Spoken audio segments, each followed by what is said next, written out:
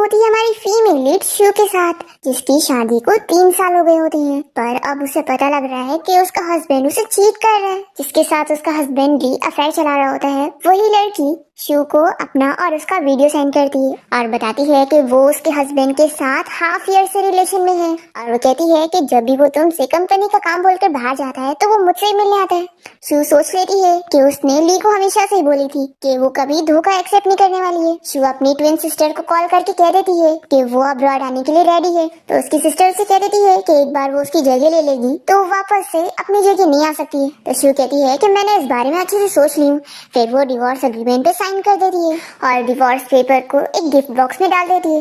तभी उसका हस्बैंड ली घर पहुंच जाता है और उसके लिए रोज लेकर आया होता है और बताता है कि वो क्लाइंट से मिलने गया था इसलिए उसे लेट हो गया। शू उसके हाथ में परफ्यूम का बैग देखकर याद करने लगती है कि एक बार वो उसे यही परफ्यूम गिफ्ट कर रहा था, पर उसने उसे बताई थी कि उसे इससे एलर्जी है। ली शू को किस करते हुए मना रहा होता है कि तुम गुस्सा मत हो, सॉरी मैं लेट हो गया, अगली बार से ऐसा नहीं होगा। तो चलो अब हम सेलिब्रेट करते हैं, आज हमारी 3rd ईयर एनिवर्सरी है। वो उसके लिए ड्रिंक निकाल के देता है और पूछता है कि वैसे आज तुमने मेरी फेवरेट डिशेस क्यों नहीं बनाई। तो वो कहती है कि मुझे याद नहीं था। ली कहता है कि कोई बात नहीं, तुम हर रोज मेरे लिए कुकिंग करती हो, यही मेरे लिए काफी है। तभी शू ली के नेक पर लिपस्टिक का निशान देख लेती है और ये देखकर उसे बहुत गुस्सा आती है। फिर वो उसे गिफ्ट देने लगती है और कहती है कि ये मेरी तरफ से तुम्हारे लिए 3rd एनिवर्सरी गिफ्ट है, लेकिन तुम इसे अभी नहीं खोलोगे, तुम इसे 1 हफ्ते बाद खोलना। तो ली मान जाता है और फिर वो शू का हाथ पकड़ के उसे कहने लगता है कि सॉरी मुझे आज आने में लेट हो गई, वो कंपनी में क्लाइंट अचानक से आ गया था तो मुझे मीटिंग के लिए जाना पड़ा। शू से अपना हाथ छुड़ा लेती है पर ये फिर उसके पास चला जाता है और उसे कहने लगता है कि मैं तुमसे प्रॉमिस करता हूँ कि तुम्हारे नेक्स्ट बर्थडे पर मैं तुम्हें स्नो दिखाने लेके चलूंगा। शू पूछती है कि क्या तुम सच में चाहते हो कि मैं एक दिन खड़ी हो जाऊँ। तो कहता है कि ऑफ कोर्स मैं चाहता हूँ, तुम फिक्र मत करो, मैं अपनी पूरी कोशिश करने वाला हूँ कि तुम जल्द से जल्द ठीक हो जाओ। शू सोचती है कि अगर 3 साल पहले मुझे इस बारे में पता होता कि ली मुझे फ्यूचर में धोखा देने वाला है तो भी क्या मैं उसकी जान बचाने के लिए चूज करती। वो याद करती है कि कैसे एक बार उन दोनों का एक्सीडेंट होने वाला था पर शू ने ली को बचाने के लिए जल्दी से उसे दूर कर दी थी और फिर उस एक्सीडेंट की वजह से उसके पैर में काफी चोट लग गई थी और वो डिसेबल हो गई। ली कहता है कि तुमने अगर मेरी जान ना बचाई होती तो तुम्हारे पैर में कभी ऐसी चोट ना आती, इसलिए तुम फिक्र मत करो। मैं प्रॉमिस करता हूँ कि मुझे अपनी पूरी प्रॉपर्टी भी गंवानी पड़ गई ना तो भी मैं तुम्हारे पैर को ठीक करवाने के लिए सब कर सकता हूँ। शू को तो उसके नेक पर की लिपस्टिक ही दिख रही होती है और वो उसे कहती है कि क्या तुम थके नहीं। तो कहता है कि बिल्कुल नहीं, मैं नहीं थका, तुम मेरी वाइफ हो तो तुम्हारा ख्याल रखना मेरी जिम्मेदारी है। तो अब मैं कल तुम्हें हॉस्पिटल लेके चलूंगा चेकअप के लिए और अब काफी रात हो गई है तो तुम शावर ले लो, मैं तुम्हारी हेल्प कर देता हूँ। पर तभी इतने में ली को उसकी मिस्ट्रेस का कॉल आने लगता है तो वो जल्दी से साइड में जाता है और कॉल कट कर देता है। शू भी समझ जाती है कि किसका कॉल आ रहा होगा। फिर ये कहती है कि कोई बात नहीं, तुम जाओ अपना काम कर लो, मैं अब खुद का ख्याल रखना सीख जाऊंगी। ऐसा बोलकर वो अपनी व्हीलचेयर को लेकर जा रही होती है और तभी हम देखते हैं कि ली अपनी मिस्ट्रेस से मिलने के लिए चला जाता है और फिर हम देखते हैं कि शू रूम में आने के बाद खड़ी हो जाती है और हमें पता चलता है कि उसके पैर तो ठीक हो गए। वो सोचती है कि क्या सभी मैन ऐसे ही होते हैं जो कुछ हासिल करने के बाद अपना माइंड चेंज कर लेते हैं। फिर शू हमें बताने लगती है और हम फ्लैशबैक में देखते हैं कि उस साल शू बहुत ज्यादा बीमार होती है और उसको ठीक करने के लिए ली उसके लिए टेंपल जाके बहुत प्रेयर करता है और फिर फाइनली शू होश में आ जाती है और ये देखकर वो बहुत ज्यादा खुश होती है कि सच में वो उससे बहुत प्यार करता है, इसलिए वो उसे शादी के लिए हाँ कह देती है और ये उसका 100 प्रपोजल होता है। शू ली से कहती है कि शायद मैं तुम्हारी बेस्ट वाइफ ना बन पाऊँ लेकिन मैं प्रॉमिस करती हूँ कि मैं हमेशा तुम्हारे साथ रहूंगी, लेकिन अगर कभी तुमने मुझे धोखा दिया ना तो मैं तुम्हें छोड़कर चली जाऊंगी और तुम्हारी नजरों से गायब हो जाऊंगी और फिर तुम मुझे कभी ढूंढ नहीं पाओगे। तो ली कहता है कि ऐसा दिन कभी नहीं आएगा और मैं हमेशा सिर्फ और सिर्फ तुम्हारा होऊंगा। ऐसा बोलकर वो उसे रिंग पहना देता है। इसी के साथ ही फ्लैशबैक यहाँ पर खत्म होता है और शू कहती है कि अब वो सिर्फ मुझे ही नहीं बल्कि उस लड़की को भी धोखा दे रहा है। शू सोच लेती है कि अब 7 दिन बाद हमारी मैरिज की एंडिंग हो जाएगी। फिर नेक्स्ट डे आ जाता है और काउंटिंग शुरू हो जाती है और अब सिर्फ 6 दिन बचे। ली शू को हॉस्पिटल लाया होता है और उसे सॉरी कह रहा होता है कि कल रात मुझे कंपनी में जरूरी काम पड़ गया था इसलिए मुझे जाना पड़ा, लेकिन देखो उसका भरपाई करने के लिए मैंने सुबह सुबह ही तुम्हारे लिए तुम्हारा फेवरेट ब्रेकफास्ट खरीद के लाया हूँ, क्या तुम खाना चाहोगी। तो शू मना कर देती है कि नहीं मुझे भूख नहीं है। तो कहता है कि कोई बात नहीं, चेकअप के बाद मैं तुम्हें बाहर कुछ खिलाने के लिए लेकर चलूंगा। फिर इसके बाद लिन शू को लेके जा रहा होता है और तभी यहाँ पर कुछ नर्स ली को देखकर पहचान जाती है कि ये तो वही फेमस सीईओ मिस्टर ली है। हम लोग कितने लकी है कि हम उन्हें रियल में देख पा रहे। और लगता है ये यहाँ पर अपनी वाइफ को प्रोफेसर फैंग से मिलवाने के लिए लेकर आए होंगे, उनकी वाइफ का प्यार दिखाने के लिए। न्यूज में हमने सुना था कि वो अपनी वाइफ का ट्रीटमेंट करवा रहे हैं। सच में उनकी वाइफ कितनी ज्यादा लकी है कि उन्हें मिस्टर ली जैसा हस्बैंड मिला है। ये सब बोलकर ये लोग शू के लिए बहुत ही इन्वियस हो रहे होते हैं, पर शू की तो लाइफ क्या ही चल रही है उन लोगों को क्या ही पता। अब तभी यहाँ पर शू को फिर से ली की मिस्ट्रेस का मैसेज आता है और वो इसे कहती है कि कल रात पता है ली ने मुझसे क्या कहा कि उसे सबसे ज्यादा मेरे पैर पसंद है, लेकिन देखो ना तुम तो कोई काम की नहीं हो, तुम एक वेस्ट हो। और मुझे पता है कि ली अभी तुम्हें हॉस्पिटल लेकर गया है। सोचो अगर मैं भी वहाँ पर आ जाऊँ तो तुम्हें क्या लगता है वो तुम्हारे साथ रहेगा या फिर मेरे साथ? और फिर शू देखती है कि ली यहाँ पर अपनी मिस्टर से ही मैसेज पर बात करके बड़ा खुश हो रहा है। फिर वो यहाँ पर शू से कहता है कि तुम्हें प्यास लगी होगी ना, मैं तुम्हारे लिए पानी लेकर आता हूँ। इस बहाने से वो चला जाता है। शू से रोक भी नहीं पाती है और फिर वो काफी देर तक यहाँ पर उसका वेट करती रह जाती है। और फिर जब वो हॉस्पिटल से बाहर निकलती है तो स्नो को गिरता हुआ देखकर खुश हो जाती है और याद करने लगती है कि ली ने उससे कहा था कि वो उसके बर्थडे पर उसे स्नो दिखाने के लिए लेकर चलेगा। अब तभी हॉस्पिटल में कुछ लोग न्यूज में देखते हैं कि यहाँ पर कोई फेमस एक्ट्रेस हॉस्पिटल के बाहर आई हुई है। वो लोग जल्दी से उसे देखने के लिए जाते हैं और हम देखते हैं कि कोई और नहीं ली की मिस्ट्रेस होती है और इसका नाम जो है। सभी रिपोर्टर्स यहाँ पर उसे सवाल करने आ जाते हैं और पूछते हैं कि मिस जो, किसी ने आपके घर के अंदर किसी मैन को जाते और निकलते हुए देखा है, तो क्या वो बंदा आपका बॉयफ्रेंड है? सभी लोग जानना चाह रहे होते हैं कि आखिर वो पर्सन है कौन। तभी यहाँ पर शू देख लेती है कि उसकी कार में ली बैठा हुआ है। जो कहती है कि अब आप लोग को मेरे बॉयफ्रेंड के बारे में पता लग गया है तो मैं आप लोगों से छुपाऊंगी नहीं, वो यहाँ पर अभी मेरे साथ ही आया हुआ है और मेरी कार में बैठा है, लेकिन मैं भी आपको उससे नहीं मिलवा सकती हूँ क्योंकि उसकी आइडेंटिटी थोड़ी स्पेशल है। तो अभी हम अपने रिलेशन को पब्लिक नहीं कर रहे, लेकिन मैं आप लोग को बताना चाहती हूँ कि मैंने उसे कहा था कि मुझे स्नो देखना है, तो उसने मेरी विश पूरी करने के लिए स्नोफॉल करवा दिया और मैंने बस उसे इतना बोली कि मैं यहाँ पर उससे मिलना चाहती हूँ, तो वो अपना सारा काम छोड़कर मुझसे मिलने भी आ गया। सच में वो मुझसे बहुत प्यार करता है। तो सभी लोग बातें करने लगते हैं कि आर्टिफिशियल स्नो करवाना कितनी बड़ी बात होती है। सच में ये तो ट्रू लव है। एक बंदा कहता है कि सच में ब्यूटीफुल लड़कियां तो सभी को ही पसंद आती है। तो उसकी गर्लफ्रेंड कहती है कि लेकिन तुमने मिस्टर ली के बारे में नहीं सुना, वो अपनी डिसेबल वाइफ से बहुत प्यार करते हैं, लगता है वो भी बहुत ज्यादा ब्यूटीफुल होगी, तभी तो वो इतने सालों से उसका ख्याल रख रहे हैं। शू इन लोग की सारी बातें सुनकर बहुत ही अपसेट हो रही होती है और फिर जो यहाँ पर शू को देखते हुए हॉस्पिटल के अंदर जा रही होती है और तभी यहाँ पर शू की तबीयत बहुत ज्यादा खराब होने लगती है और वो बेहोश हो रही होती है और तभी इतने में ली उसे देख लेता है और उसकी बहुत फिक्र करने लगता है। फिर इसके बाद हम देखते हैं कि जैसे ही शू को होश आता है तो ली उसे देखकर खुश हो जाता है और कहता है कि फाइनली तुम्हें होश आ गया। सॉरी, कंपनी में कुछ अर्जेंट काम पड़ गया था इसलिए मुझे जाना पड़ गया और मैंने सोचा नहीं था कि मुझे इतना लेट लग जाएगा। ली पूछता है कि डॉक्टर ने कहा कि तुम्हें अटैक आया था, तो क्या तुमने बेहोश होने से पहले कुछ देखी थी ऐसा? शू याद करने लगती है कि उसने तो उसे ही कार में बैठे हुए देख ली थी। फिर वो इसे कहती है कि नहीं, मैंने कुछ नहीं देखी। ली कहता है कि अब से मैं तुम्हें कभी अकेला छोड़कर नहीं जाऊंगा। और वैसे ये बताओ, तुम प्रोफेसर फैंग को देखने गई थी ना, तो उन्होंने तुम्हारी कंडीशन के बारे में क्या बताया? शू कहती है कि वही पुरानी चीज कि मैं ठीक नहीं हो सकती हूँ। तो ली कहता है कि तुम फिक्र मत करो, मेडिकल केयर अब बहुत एडवांस हो चुका है, तो कोई और तरीका मिल ही जाएगा और देखना एक दिन तुम्हारे पैर ठीक हो जाएंगे। फिर वो कुछ कह नहीं रही है तो ली पूछता है कि शू तुम क्या सोच रही हो? तो ये बताती है कि मैं जो के बारे में सोच रही थी। ये सुनकर ही वो जल्दी से साइड में चला जाता है और पूछता है कि आखिर तुम किसी भी पर्सन के बारे में क्यों सोच रही हो?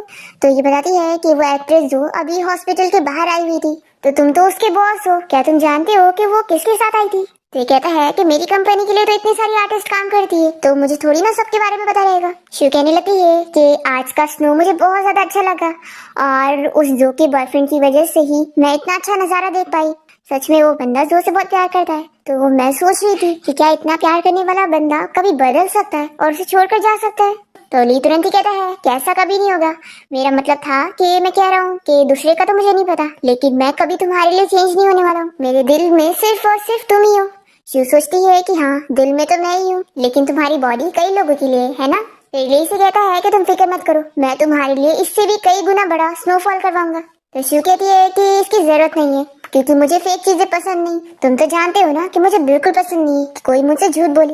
ये सुनते के साथ ही वो डर जाता है और गलती से पानी गिरा देता है और फिर वो सॉरी कहता है कि गलती से हो गया।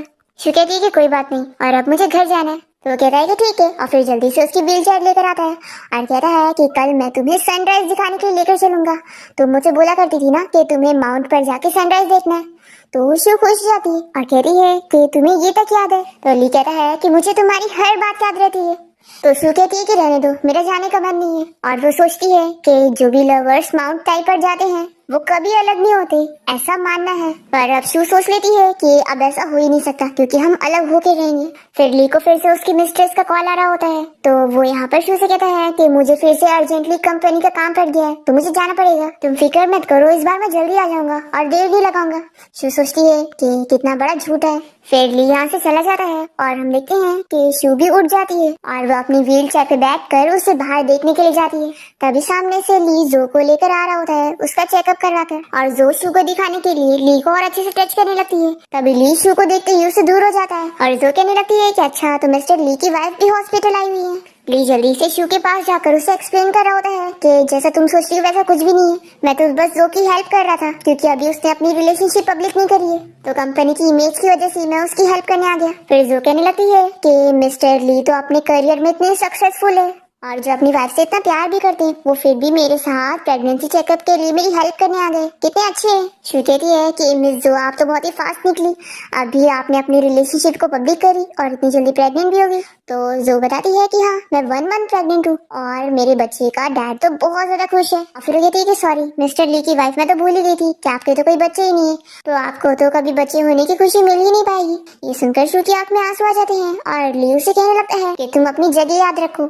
छोटी से एक्टर होकर तुम क्या समझती हो कि मेरी वाइफ के सामने शो ऑफ कर सकती हो। तो जो कहती है कि हाँ मिस्टर ली आपने सही कहा, मुझे अपनी जगह पता होना चाहिए कि आपकी वाइफ के तो बच्चे भी नहीं है, फिर भी आप उनसे इतना प्यार करते हैं और मैं यहाँ प्रेग्नेंट हो गई हूँ, फिर भी मुझे प्यार करने वाला यहाँ पर ओपनली मेरे साथ प्रेगनेंसी चेकअप के लिए आया भी नहीं। ऐसा बोलकर जो यहाँ से चली जाती है और फिर ली से कहने लगता है कि तुम उसकी बातों पर ध्यान मत दो, मुझे इस बात से कोई फर्क नहीं पड़ता है कि तुम्हारे बच्चे हैं या नहीं। इसके बाद ली शू को लेकर घर पहुँचता है और शू को फिर से जो का मैसेज आता है और वो इसे बताती है कि तुमने एकदम सही गैस करी हो, मेरा जो बच्चा है वो तुम्हारे हस्बैंड का ही है। फिर वो याद करने लगती है कि कैसे वो जो के साथ कितना खुश नजर आ रहा था। फिर वो और याद करने लगती है और हमें फ्लैशबैक में दिखाते हैं कि शू की हेल्थ की वजह से डॉक्टर ने मना करी थी कि शू अगर प्रेग्नेंट होगी तो बच्चे की जान को रिस्क आएगा और उसकी भी। तो उसने ली से इस बारे में पूछी थी कि अभी भी तुम्हारे पास चांस है, अगर तुम्हें रिग्रेट हो रहा है तो मुझे छोड़ दो। तो ली कहता है कि मुझे सिर्फ तुम चाहिए हो, अगर मुझे जिंदगी भर भी बच्चे नहीं मिलेंगे तो कोई बात नहीं। तो शू बहुत ज्यादा खुश जाती है। इसी के साथ फ्लैशबैक यहाँ पर खत्म होता है और ली शू से पूछता है कि तुम क्या देख रही हो, तो वो कहती है कि कुछ नहीं, बस स्पैम मैसेजेस है। अब यहाँ पर ली को फिर से जो का मैसेज आता है, तो वो शू से बताता है कि मुझे कंपनी का काम करने के लिए जाना पड़ेगा। ऐसा बोलकर वो जा ही रहा होता है, तो शूज का हाथ पकड़ के रोकती है और कहती है कि क्या तुम आज नहीं जा सकते हो, और मन में सोचती है कि वो इसे एक लास्ट चांस दे रही है, अगर वो रुक जाएगा तो ये उसे माफ कर देगी। पर तभी ली कह देता है कि नहीं, जरूरी काम है, मुझे जाना पड़ेगा। ऐसा बोलकर वो चला जाता है और फिर यहाँ पर जो फिर से शू को मैसेज करके बताती है कि लगता है तुम्हारे हस्बैंड को बच्चे सच में बहुत ज्यादा पसंद है, मैंने बस उससे इतना बोली कि मेरा पेट दुख रहा है, तो वो तुरंत ही मुझे देखने के लिए आ रहा है। शू को बहुत ही बुरा लगता है और वो सोचती है कि प्रॉमिस इस दुनिया की सबसे वर्थलेस चीज है जो कभी कोई नहीं निभाता। वो अपने आप से कहती है कि अब मैं ली से कभी प्यार नहीं करूंगी और वो अपनी वेडिंग रिंग निकाल देती है और ऑक्शन हाउस में कॉल करके रिंग बेचने की बात करती है। फिर इसके बाद 7 दिन कंप्लीट हो जाते हैं और शू को जो मैसेज करके बताती है कि तुम्हारा हस्बैंड तुम्हें बिजनेस ट्रिप बोल कर गया है, लेकिन वो यहाँ पर इतने दिनों से मेरे साथ है, उसने मेरे लिए बहुत सारे महंगे महंगे कपड़े खरीदा है और वो मेरे साथ ही हर टाइम स्पेंड कर रहा है। शू यहाँ पर जो की बात याद कर करके सारी चीजें फेंक रही होती है अपनी, और ली की सारी फोटो फ्रेम वो डस्टबिन में डाल देती है और फिर वो ली की लाई हुई सारी चीजों को तोड़ तोड़ कर फेंकने लगती है, साथ ही उसके लाए हुए सारे फ्लावर्स को भी।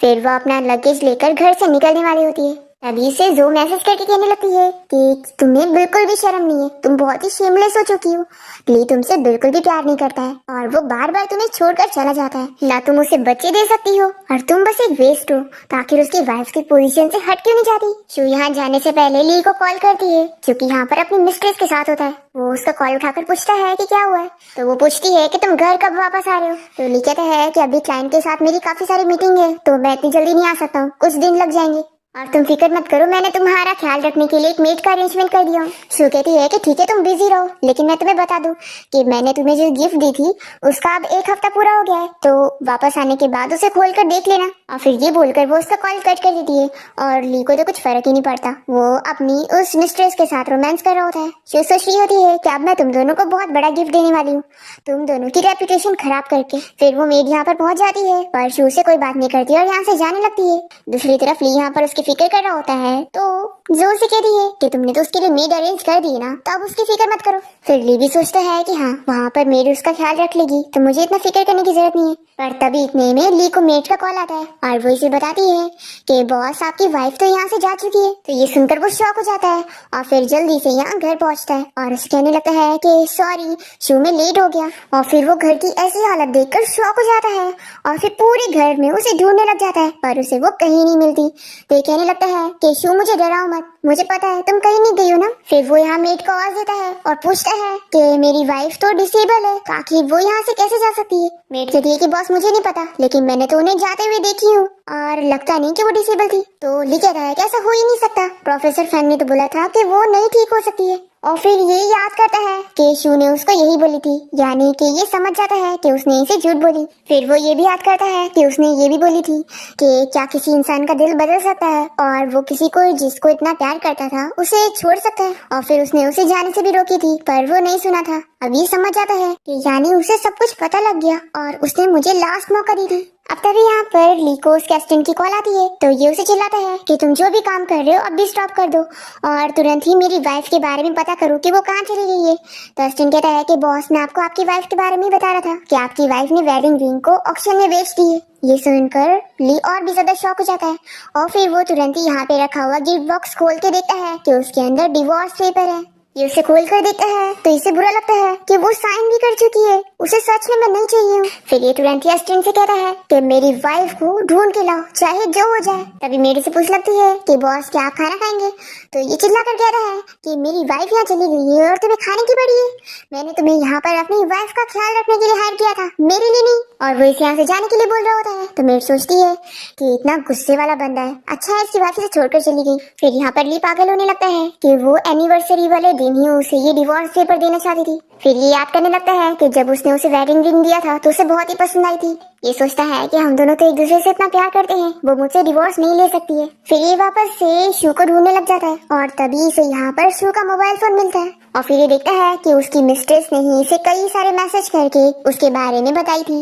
ये शौक होता है कि आखिर ये सब क्या है। वो सारे मैसेजेस पढ़ने लगता है कि इसकी मिस्ट्रेस जो ने शू को काफी टाइम पहले से ही मैसेज करना शुरू कर दी थी और उसकी और अपनी फोटोज देते हुए उसे बता रही थी कि कैसे उसका हस्बैंड उसके साथ रहता है। ये सारे मैसेजेस पढ़कर याद कर रहा होता है कि जब वो शू को कंपनी बोलकर जा रहा था तब शू को पता था कि वो जो के पास गया हुआ है क्योंकि वो उसे मैसेज करके बता दिया करती थी।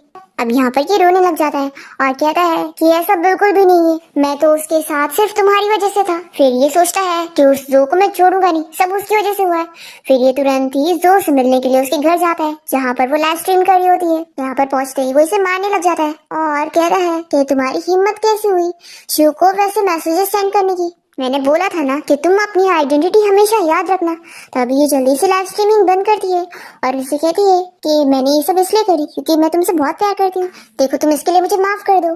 तो वो कहता है कि क्या तुम्हें माफ करने से मेरी शू वापस आ जाएगी। तो ये सुनकर ही खुश जाती है और कहती है कि क्या वो चली गई, यानी अब उसे सब पता लग गया ना, फिर तो हम लोग ओपनली साथ हो सकते हैं। देखो मुझे कुछ भी नहीं चाहिए, मैं बस तुम्हारी वाइफ बनना चाहती हूँ, तो प्लीज मान जाओ। तो ली से चिल्लाकर कह रहा है कि तुमने जो हरकत की हो इसका नतीजा तो तुम्हें पता ही होगा कि मैं तुम्हारे साथ क्या करूंगा। ऐसा बोलकर वो इसे नीचे पुश कर देता है। वो इसे कहने लगती है कि देखो मुझे माफ कर दो, मुझे गलती हो गई, देखो बच्चे के बारे में सोच कर ही मुझे माफ कर दो। तो ये कहता है कि शू जब मुझे छोड़कर चली गई है तो तुम्हें क्या लगता है कि ये बच्चा मेरे लिए इम्पोर्टेंट होगा। तो जो पूछती है कि तुम्हारा मतलब क्या है।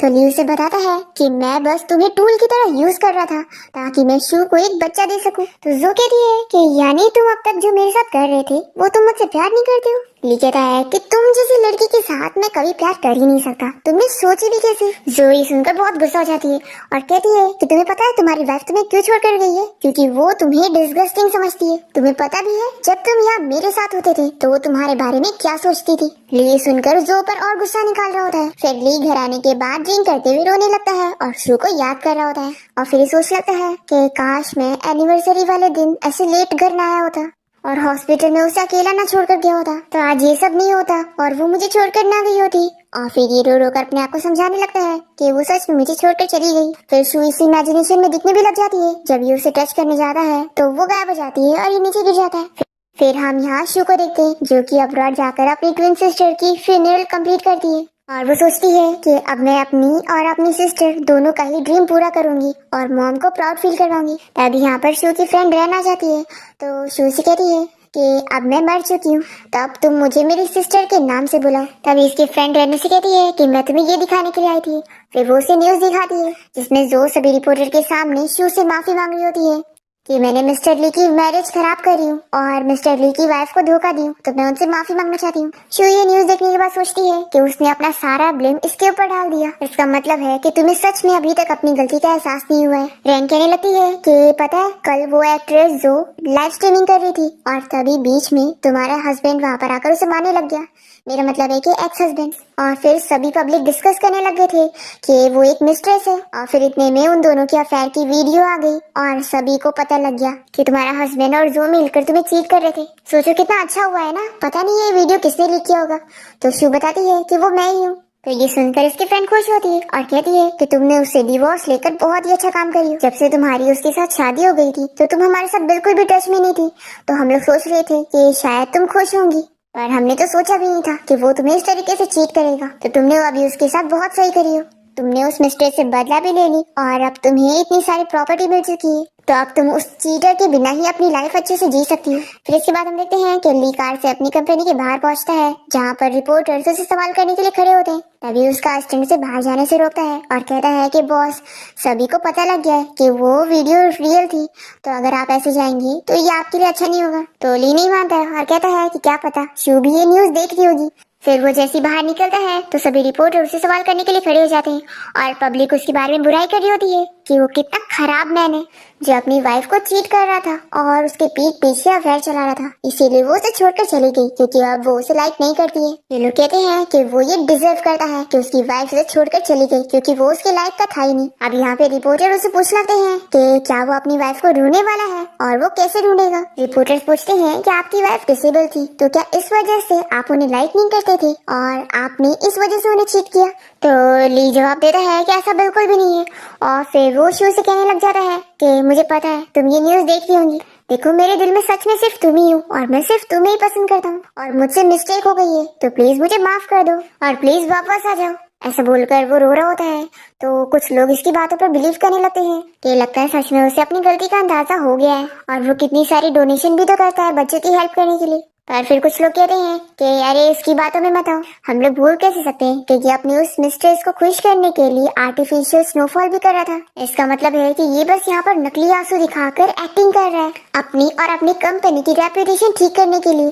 किसी मैन के आंसू पे ट्रस्ट करने वाला नहीं है, ये लोग अनट्रस्टवर्थी होते हैं। तो बाकी लोग भी कहने लगते हैं कि हाँ मैंने तो सच में इस पे बिलीव कर ली थी, इसके आंसू भी नकली होंगे और ये बस एक्टिंग कर रहा है। फिर दूसरी तरफ शू की फ्रेंड उसे ली की यही न्यूज दिखाने लगती है जिसमें वो शू से कह रहा होता है कि प्लीज मुझे माफ कर दो और प्लीज वापस आ जाओ।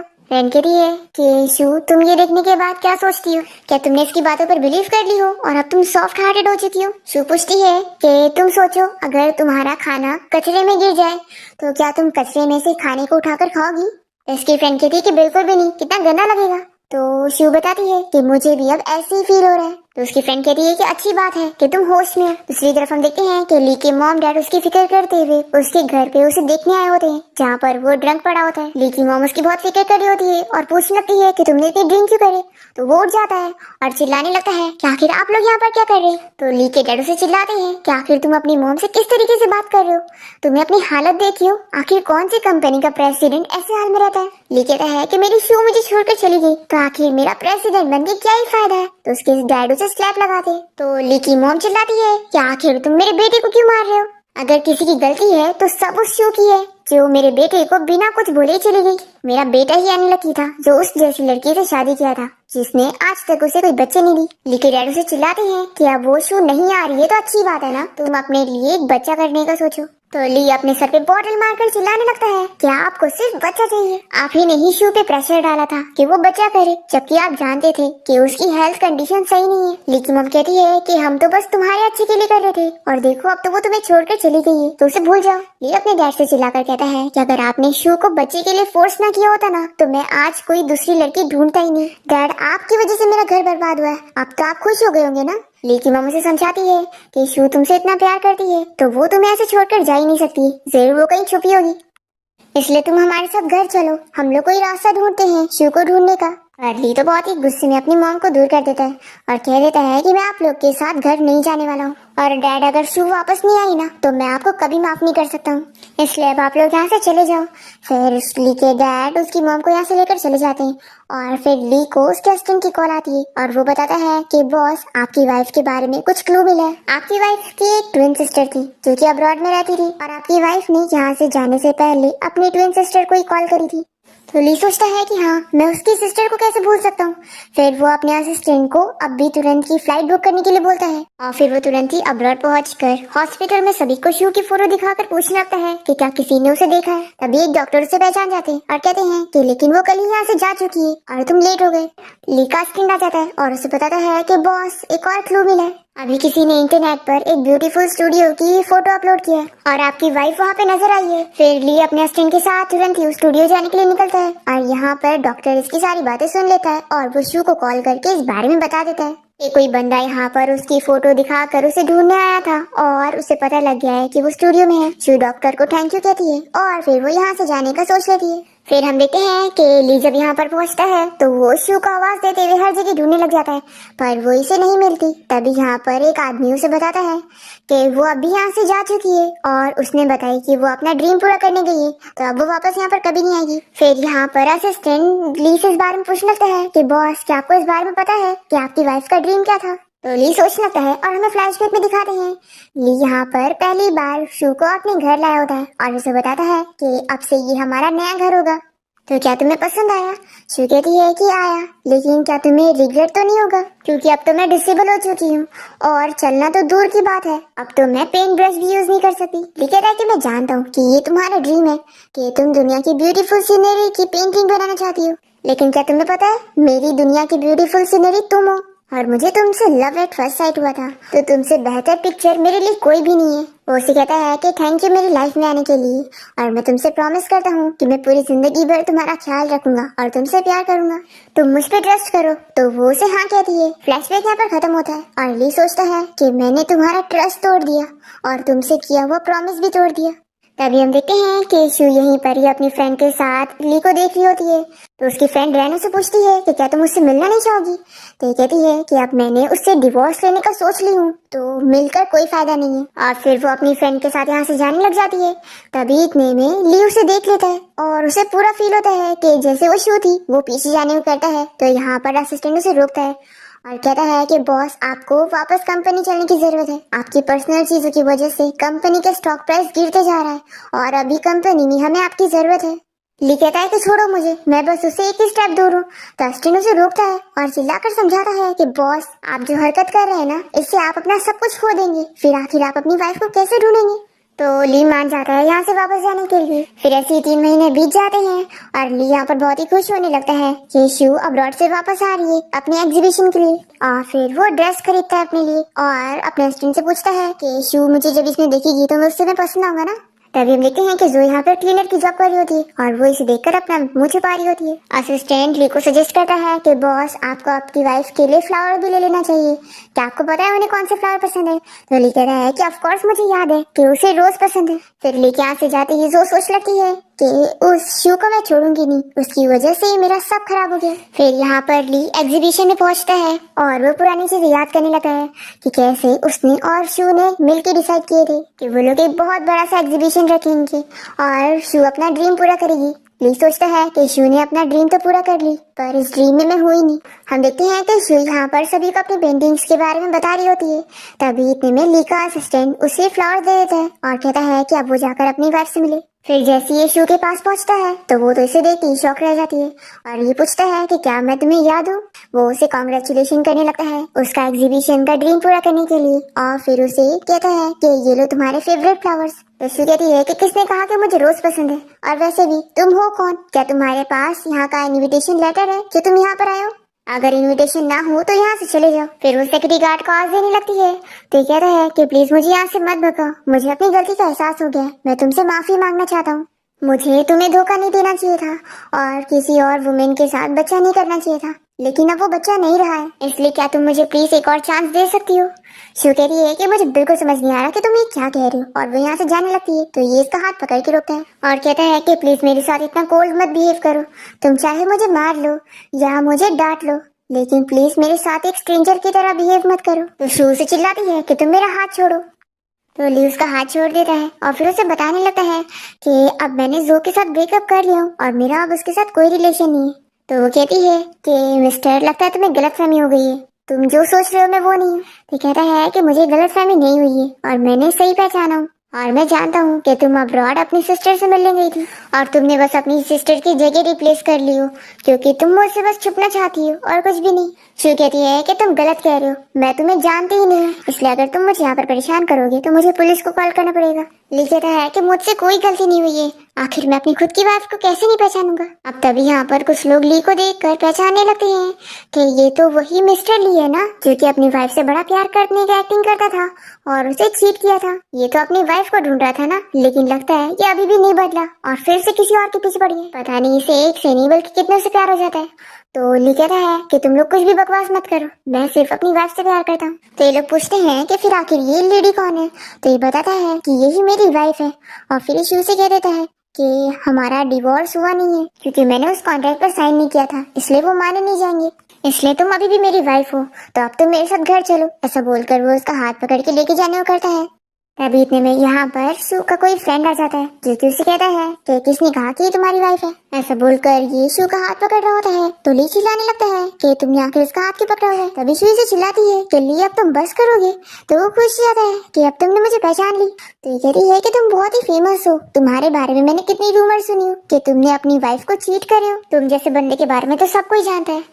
ली से फिर से माफी मांगता है और कहता है कि लेकिन क्या तुम इसका हाथ छोड़ सकती हो, मैं नहीं चाहता हूँ कि हम दोनों के बीच के मैटर में कोई आउटसाइडर इंटरफेयर करे। तो ये बंदा कहता है कि किसने कहा कि मैं एक आउटसाइडर हूँ, तुम्हारी खुद की वाइफ भाग गई है तो क्या तुम दूसरे की वाइफ को अपनी वाइफ कहोगे?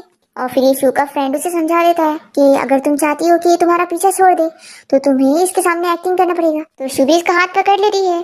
तो ली पूछता है कि क्या तुम इसके साथ सच में ऐसे टाइप की रिलेशनशिप है? तो शू चिल्लाती है कि तुम होते कौन हो मेरे रिलेशन को ऐसे बोलने वाले, एक तो पता नहीं तुम हो कौन, फिर भी मैंने तुम्हें यहाँ पे रहने का मौका दी जबकि तुमने मेरा एग्जीबिशन खराब करे हो, अभी निकलो यहाँ से। और इस सेक्रेटरी गार्ड को बुलाकर इसे यहाँ से बाहर करने का बोल रही होती है। तो ली कहता है कि मैं खुद चला जाऊंगा और फिर वो यहाँ से चला जाता है। और फिर ली के यहाँ से जाने के बाद शू मिस्टर चीन का हाथ छोड़ देती है और सभी से कहती है कि उसका आज का एग्जीबिशन यहीं पर ही खत्म होता है। और फिर वो मिस्टर चीन को थैंक यू बोलने लगती है। तो वो कहता है कि मैं तुम्हें परस्यू करना चाहता हूँ, मुझे एक चांस दो। तो ये कहती है कि अब मैं मैरिज में बिल्कुल इंटरेस्टेड नहीं हूँ क्योंकि मैरिज अब मेरे लिए जेल की तरह होगी। तो ये बंदा कहता है कि मिस शू मैं आपको कोई चीज की कमी नहीं होने दूंगा और आपको पूरा फ्रीडम दूंगा अपना ड्रीम पूरा करने के लिए। शू कहती है कि मुझे इन स्वीट वर्ड्स की जरूरत नहीं है क्योंकि पहले भी इन स्वीट वर्ड्स का यूज करके ही किसी ने आज मुझे इतना हर्ट कर दिया है कि अब मैं प्यार में इंटरेस्टेड नहीं हूँ। तो ये मिस्टर शीन मान जाता है और फिर उसके आने वाले फ्यूचर के लिए उसे गुड विश करके चला जाता है। तभी हम देखते हैं कि यहाँ पर जो आई होती है और वो शू को फ्लावर्स देते हुए बताती है कि मैं आपकी बहुत बड़ी फैन हूँ, और ये सोचती है कि इसे तो पता भी नहीं लगेगा कि मैं यहाँ पर आई हूँ और आज मैं इसे मार के रहूंगी। पर तभी शू इसकी टोपी हटा लेती है और कहती है कि मुझे पता था कि तुम ही हो। तो जो पूछती है कि तुम्हें पता कैसे चला? तो शू कहती है कि लगता है तुमने कुछ ज्यादा ही टीवी ड्रामा देख ली जो तुमने सोची कि टोपी से तुम्हारा मुंह छिप जाएगा। जो कहने लगती है कि अभी तुम ली को ना पहचानने की जानबूझ के एक्टिंग कर रही थी ना, और तुम्हें तो बड़ी खुशी मिल रही होगी कि वो अभी भी तुम्हारे पीछे पड़ा है। तो शू कहती है कि तुम अपना बताओ, तुम तो इतनी बड़ी स्टार थी ना, तो आखिर तुम्हारी ये हालत कैसे हुई? तो जो चिल्लाती है कि अगर तुमने हमारी वीडियो एक्सपोज ना करी होती ना तो आज मेरी कभी ये हालत होती ही नहीं। तो शू कहती है कि तुम बॉस बनना चाहती थी ना, तो मैं तो बस तुम्हारी हेल्प कर रही थी, तुम्हें तो मुझे थैंक्स करना चाहिए, क्या हुआ? मेरे छोड़कर जाने के बाद भी ली ने तुमसे शादी नहीं किया। तो जो कहती है कि मैं सब समझ गई, तुम जानबूझ के अपना फोन छोड़कर गई थी ना, ताकि ली को इस बारे में पता लग जाए कि मैंने ही तुम्हें सब मैसेज करके बताई थी। शो कहती है कि सब गलती तुम्हारी है, तुमने ही अपनी बैट की फोटोज देखकर मुझे प्रोवोक करी थी ना, तो मैंने भी उनका यूज कर ली तुमसे बदला लेने के लिए। तुम जानती थी कि उसकी वाइफ है, फिर भी तुमने उससे अफेयर चलाने की कोशिश करी। तुम्हारे साथ जो आज हो रहा है ना, तुम ये डिजर्व करती हो। तो जो भी इसका मजाक उड़ाने लग जाती है कि तुमसे तो एक मैन संभाला नहीं गया और तुम मुझे कह रही हो। तुम एक डिसेबल थी और तुमने उससे बच्चे भी नहीं दी, तो आखिर तुमने सोच भी कैसे कि कोई मैन तुम्हारे लिए लॉयल रहेगा। तो ये सुनकर शू इसे स्लैप लगा देती है और कहती है कि ये स्लैप तो मुझे तुम्हें बहुत टाइम पहले ही मारना चाहिए था, ताकि तुम्हें पता रहे कि तुमने क्या गलती की थी। और अब तुम दोनों चीटर्स जियो या मरो, मुझे इस बात से कोई फर्क नहीं पड़ता और इससे मेरा लेना देना नहीं है। ऐसा बोलकर शू यहाँ से जा रही होती है तो जो गुस्से में उसे चाकू से मारने जाती है, पर तभी यहाँ पर ली पहुंचकर शू को बचा लेता है। उसके हाथ में चोट लग जाती है तो जोर से चिल्लाती है कि तुम्हें इसके लिए अपनी जान की भी फिक्र नहीं है। तो ये बताता है कि मैं शू से कई ज्यादा प्यार करता हूँ। फिर जो तुरंत यहाँ से भागने लगती है तो ये शू से कहता है कि तुम फिक्र मत करो, मेरे लोग इसे पकड़ लेंगे। शू कहती है कि थैंक यू मुझे बचाने के लिए, तो अब तुम्हें हॉस्पिटल जाना चाहिए। ऐसा बोलकर वो जा रही होती है तो ये इसे रोककर कहता है कि मुझे तुमसे कुछ बात करनी है। शू कहती है कि हम दोनों के बीच में कुछ बात करने वाला है ही नहीं, इसलिए तुम दोबारा मेरी लाइफ में मुझे डिस्टर्ब मत करना। तो ली कहता है कि यानी अब तुम मान रही हो ना कि तुम ही मेरी शू हो। तो कहती है कि नहीं, तुमने पास्ट वाली शू को अपने हाथों से मार चुके हो। तो ये फिर से माफी मांगने लगता है और कहता है कि प्लीज मुझे माफ कर दो, मुझे अब अपनी गलती का एहसास हो गया है, इसलिए कम से कम एक बार तो मुझे एक चांस तो देकर देखो। शू कहती है कि मैं मानती हूँ कि पहले मैं तुमसे इतना प्यार करती थी कि मैंने अपना सब कुछ तुम पर गिव अप कर दी थी, अपने आप को बर्बाद कर ली थी। लेकिन जब मुझे पता चला कि तुम मुझे धोखा दे रहे हो तो तुमने मुझे तोड़ दिया। मैंने तुम्हारी वजह से अपने आप को भी खो दी और अब मैं जब तुम दोनों का चेहरा देखती हूँ ना, तो मुझे बस तुम लोग को मारने का मन करता है। पर अब इन 3 महीनों में मैंने अपने आप को संभाला है और वापस से पेन ब्रश का इस्तेमाल करके अपना ड्रीम पूरा किया है। और पता है, अब तुमसे वापस मिलकर मुझे एहसास हो रहा है कि मुझे तुमसे कोई प्यार नहीं है और ना ही तुमसे कोई नफरत है। हमारे बीच में अब सब कुछ खत्म हो गया। तो ये कह रहा है कि नहीं, अभी कुछ भी खत्म नहीं हुआ है। तुमने बोली ना तुम मुझसे नफरत नहीं करती हो, तो इसका ये मतलब है कि तुम अभी भी मुझे एक चांस दे सकती हो। तो शू चिल्लाती है कि मैं तुम्हें कोई चांस नहीं देने वाली हूँ। तुम भूल कैसे सकते हो, हमारी एनिवर्सरी वाले दिन मैं तुम्हारे साथ टाइम स्पेंड करना चाहती थी, पर तुम मुझे छोड़कर उसके साथ नाइट स्पेंड करने गए थे और अब मुझे धोखा देने के बाद तुम मुझे फील करा रहे हो कि मैं गिल्टी हूँ। ली बताता है कि मैं उसके साथ सिर्फ हमारे लिए था, मैं चाहता था कि वो हम दोनों को एक बच्चा दे दे। तो ये कहती है कि अगर ऐसी बात है तो मुझसे कसम खाकर बताओ कि उसके प्रेग्नेंट होने के बाद तुमने उसे कभी टच नहीं करी। तो ली कुछ कह ही नहीं पाता। फिर शू कहती है कि मैंने तुम्हें अपने आप से दूर नहीं करी हूँ, बल्कि तुमने धीरे धीरे करके खुद ही मुझे पुश करे। ये बोलकर शू यहाँ से चली जाती है। फिर यहाँ पर ली का असिस्टेंट जो को पकड़ के ले आता है और वो इसे कहने लगती है कि क्या हुआ है, आखिर तुम अभी भी इतना गिल्टी क्यों फील कर रहे हो और तुम्हें बहुत ही रिग्रेट हो रहा है। देखो अब तो उसके पास न्यू लवर भी है और क्या पता वो तुम्हें पहले से ही चीट कर रही होगी। ली कह रहा है कि अगर तुमने मुझे कभी ड्रग देकर मुझे फंसाने की कोशिश न की होती तो हम दोनों के बीच का ये रिलेशन कभी स्टार्ट ही नहीं होता। तो ये कहती है कि लेकिन शू को तो इस बारे में पता ही नहीं और वो तो सिर्फ तुम्हारी गलती मानती है। ली से कह देता है कि अब तुम जेल में ही सड़ोगी और फिर वो असिस्टेंट से कहकर इसे पुलिस स्टेशन ले जाने के लिए बोलता है। फिर रात में हम देखते हैं कि शू कहीं पर जा रही होती है और तभी उसे फील होता है कि कोई उसका पीछा कर रहा है, तो वो छुप जाती है और पत्थर लेकर उसके सर पे मारती है। फिर देखती है कि वो तो ली है। वो उसे कहती है कि तुम मेरा पीछा क्यों कर रहे थे। तो वो कहता है कि मैं बस तुम्हें प्रोटेक्ट करने के लिए तुम्हारे साथ चल रहा था ताकि तुम सेफ रहो। ये कहती है कि मुझे तुम्हारी कोई जरूरत नहीं है, तुम मेरा पीछा छोड़ दो। ये बोलकर वो चली जाती है। फिर ली बहुत ज्यादा अपसेट हो जाता है और फिर वो यहाँ से जाने के बाद बहुत सारी ड्रिंक करते हुए शू की सारी बातें याद करने लगता है। फिर इसके बाद हम देखते हैं कि वो यहाँ हॉस्पिटल में होता है और सपने में देखता है कि शू उसे छोड़कर उस दूसरे बंदे के पास जाती है। फिर वो होश में आ जाता है और अपने असिस्टेंट को काम देने लगता है कि तुम इस बारे में पता करो कि क्या सच में शू का उस बंदे के साथ कोई रिलेशन है। मुझे यकीन नहीं कि इतनी जल्दी वो किसी और से प्यार कर लेगी। तो असिस्टेंट उसे चिल्लाता है कि बॉस अभी आपके लिए सबसे जरूरी कंपनी का काम है। तो ली से चिल्लाता है कि शू से ज्यादा इम्पोर्टेंट मेरे लिए कोई और चीज बिल्कुल नहीं है, इसलिए तुम जाओ पता करो, मेरे पास अभी भी एक चांस है। तो अस्टिन कहता है कि बॉस अब आपको कंपनी के लिए काम नहीं करना है ना, तो कोई बात नहीं, मैं यहाँ से चला जाता हूँ और फिर उसके बाद आप अपनी वाइफ के बारे में खुद पता कर लेना। ऐसा बोलकर असिस्टेंट यहाँ से चला जाता है। तो ली की तबीयत खराब होने लगती है और तभी यहाँ पर उससे मिलने के लिए उसके मॉम और डैड आए होते हैं और ली के डैड उसे चिल्लाने लगते हैं कि तुमने आखिर अपनी और कंपनी की ये क्या हालत बना दी हो। ऐसे ही चलता रहा तो तुम सब बर्बाद कर लोगे। तो ली कहता है कि मैं बस यही चाहता हूँ कि शिव वापस आ जाए और उसके अलावा मेरे लिए बाकी चीज कोई इम्पोर्टेंट नहीं है। तो ली के डैड उसे समझाते हैं कि तुम जो अपनी हालत बना रहे हो ना, ऐसी हालत देखकर वो तुम्हें और छोड़कर चली जाएगी। तो ये सुनने के बाद तो ली बहुत ज्यादा रोने लग जाता है। तो उसकी मॉम यहाँ पर उसके डैड को समझाने जाती है कि हमारे बेटे की ये हालत हो गई है और तुम उसे ऐसे डांट रहे हो। फिर यहाँ पर ली की मॉम शिव का नंबर पता कर लेती है और उसे कॉल करती है। तो शिव पूछती है कि आंटी आपको मुझसे क्या काम है। तो कहती है कि तुम इतनी जल्दी टोन भी बदल चुकी हो। तो शिव कहती है कि अब मेरा आपके बेटे के साथ कोई रिलेशन नहीं है, तो अब आप मेरे लिए आंटी के अलावा कुछ नहीं है। लेकिन मम कहती है कि मैं तुम्हें अपने बेटे से शादी करने के लिए वापस नहीं बोल रही हूँ, बस मैं चाहती हूँ कि तुम एक बार उससे बात कर लो, उसकी तबीयत बहुत ज्यादा खराब हो गई है। और फिर ये ली को दिखाती भी है कि वो कैसे बीमार हो गया, पर शिव को इस बात से कोई फर्क नहीं पड़ता। और वो कह देती है कि आपका मुझे ये सब दिखाकर कोई फायदा नहीं है, क्योंकि अब मैं उसके ऊपर तरस नहीं खाने वाली, इसलिए आप मुझे उसके बारे में बोलने के लिए कॉल मत करना। मैं अब बस उसकी एक्स वाइफ हूँ जिसको उसने धोखा दिया है, तो मुझे उसे कभी दोबारा देखने की जरूरत ही नहीं है। और आप ज्यादा उसकी फिक्र मत करो, बस देखना जैसे ही उसे किसी और से प्यार होएगा तो वो मुझे भूल जाएगा। फिर ली की मॉम शिव की रिकॉर्डिंग ली को सुना देती है कि अब वो उसकी बिल्कुल फिक्र नहीं करती है और उसे छोड़कर जा चुकी है। शिव अपने घर से अब्रॉड जाने के लिए निकल रही होती है और उसकी फ्रेंड उसे पूछती है कि क्या तुम लास्ट बार ही ली से मिलना नहीं चाहती हो, क्योंकि यहाँ से जाने के बाद तुम वापस कभी नहीं आओगी। शिव कहती है कि मेरे डैड ने भी मेरी मॉम को चीट किया था, जिसकी वजह से उन्होंने अपनी जान ले ली थी। तो तुम्हें क्या लगता है कि मेरी मॉम क्या हेवन से कभी मेरे डैड को देखना चाहती होंगी? वैसे ही मैं भी उसे कभी देखना नहीं चाहती हूँ। ऐसा बोलकर ये यहाँ से जाने लग जाती है। शिव के यहाँ से जाने के बाद ली यहाँ उसके घर पहुँचता है और फिर ताला देखकर रोने लग जाता है कि वो यहाँ से जा चुकी है। वो उसकी टैक्सी के पीछे भागता है, पर शिव उसे हमेशा हमेशा के लिए गुड बाय बोलकर चली जाती है। और फिर ऐसे ही 1 साल बीत जाता है और ली अभी भी शिव को याद करते हुए अपनी एनिवर्सरी अकेले ही मना रहा होता है और उसे माफी मांगते हुए कह रहा होता है कि तुम वापस आ जाओ। पर उसकी विश बिल्कुल पूरी नहीं होती और वो बस अकेला रह जाता है और अपनी इस हालत की वजह से वो अपनी कंपनी पे भी ध्यान नहीं देता और वो भी बैंकरप्ट हो जाती है। और इसी के साथ इस ड्रामा की एंडिंग यहाँ पर हो जाती है।